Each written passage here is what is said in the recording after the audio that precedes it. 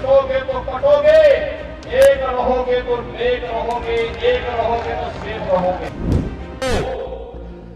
500 वर्ष पहले बाबर के एक सिपह सालार ने जो कुंभ अयोध्या में किया था, जो काम संभल में किया था, और जो काम आज बांग्लादेश के अंदर हो रहा है, तीनों की प्रकृति, तीनों का डीएनए एक जैसा है।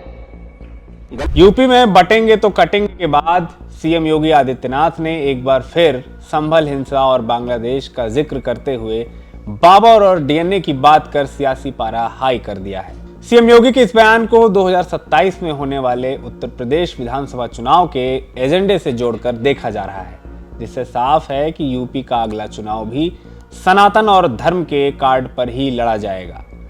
सीएम योगी आदित्यनाथ ने 403 विधानसभा सीटों वाले यूपी को हिंदुत्व की प्रयोगशाला बनाकर हैट्रिक लगाने की कोशिश करने की तैयारी कर ली है, जिसके साथ आने वाले चुनाव का एजेंडा सेट हो गया है। ऐसे में आने वाले समय में प्रदेश की सियासत और गर्मा सकती है। इसे लेकर सत्ता पक्ष और विपक्ष में जोरदार टक्कर देखने को मिल सकती है। सीएम गुरुवार को अयोध्या पहुंचे थे। यहां उन्होंने रामकथा पार्क में रामायण मेले का उद्घाटन किया। इस दौरान उन्होंने कहा कि याद करो 500 साल पहले बाबर के आदमी ने अयोध्या कुंभ में क्या किया था। संभल में भी यही हुआ और बांग्लादेश में भी वही हो रहा है। इन तीनों घटनाओं की प्रकृति और उसमें शामिल लोगों का डीएनए एक ही है।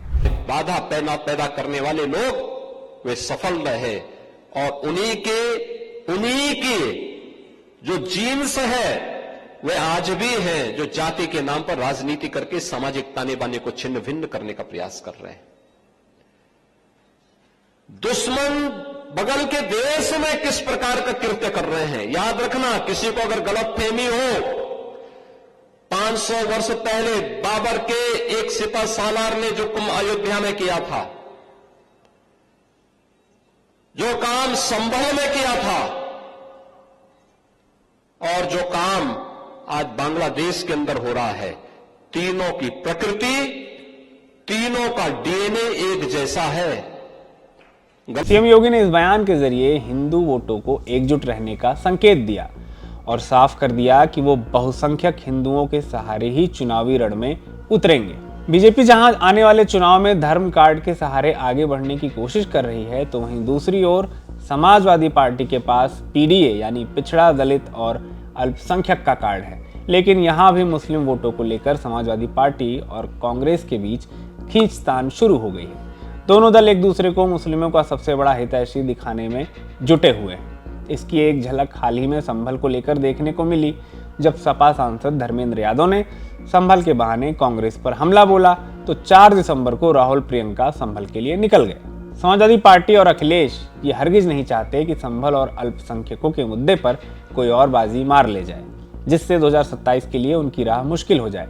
ऐसे में अखिलेश यादव अल्पसंख्यकों के साथ साथ पीडीए में शामिल एक और दलित वर्ग को भी आगे बढ़ा रहे हैं। जाहिर है कि यूपी में 2027 की लड़ाई धर्म वर्सेस पीडीए के खेमे में बंटी नजर आ रही है।